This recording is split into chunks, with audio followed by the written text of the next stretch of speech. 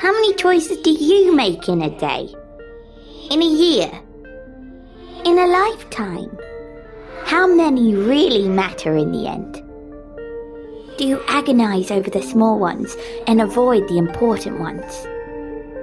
Here on my lift, in this place where all things are possible, your choice matters.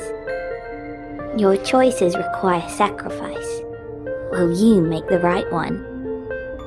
Choose to listen to The Lift in iTunes, TuneIn, Stitcher, and now iHeartRadio.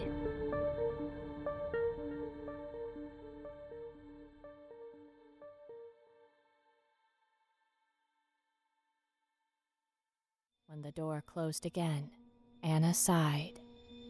She was finally alone. Now she would be able to rest and maybe sleep through the stupid girl's return. Maybe I'll finally go to sleep and never wake up. Wincing as jabbing spasms clutched her spine, she gasped, trying to catch her breath. Her head throbbed.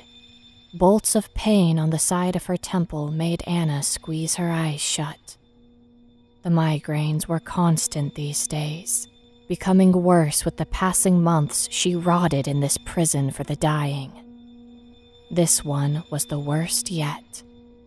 She gripped the bedsheet with fists that reanimated with the vitality of a long-past day when she was younger. Finally, the moment passed. Her head still swirling, Anna opened her eyes and... the room was... She shot up. "What is this?" she shouted. Her voice was so strong. Dark velvet wallpaper, inset with thousands of golden teardrops, replaced the stale wall paint. She'd only seen wallpaper like this in one building in her entire life. "It can't be," she said, surprised at how clear her throat was of its usual phlegm and how full her voice sounded. No, not full. It sounded younger. Cool air danced across her neck. Anna felt for her hair, stunned that it was pulled up into a tight bun for the first time in, well, since she came to this prison. Her hands glided down from her hair to her cheeks. No wrinkles. Now on her throat, that familiar slab of loose, aged skin was gone. Her heart skipped as she felt her breasts. Firm, even without a brassiere. "What in the heavens?"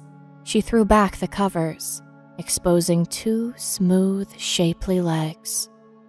Below her feet, hardwood flooring replaced the sterile tile she'd moped across 1,000 times.